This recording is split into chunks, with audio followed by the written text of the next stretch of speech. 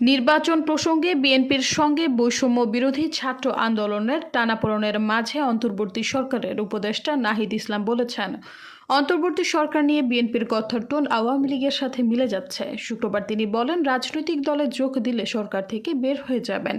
বুধবার এক সাক্ষাৎকারে বিএনপির অবস্থান নিয়ে দলটির মহাসচিব মির্জা ফখরুল ইসলাম আলমগীরের বক্তব্য নিয়ে আলোচনার সূত্রপাত হয়।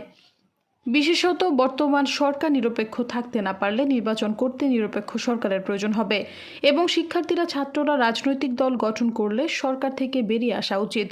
এমন বক্তব্যের প্রতিক্রিয়া আসে বৈষম্য বিরোধী ছাত্র আন্দোলনের তরফ থেকে।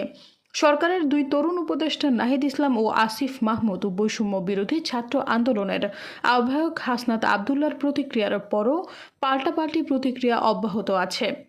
বিএনপির মহাসচিব মির্জা ফখরুল ইসলাম আলমগীরের নিরপেক্ষ সরকারের দাবিকে আরেকটা ১/১১ সরকার গঠনের ইঙ্গিত হিসেবে ফেসবুক পোস্টে উল্লেখ করেন তথ্য উপদেষ্টা নাহিদ ইসলাম।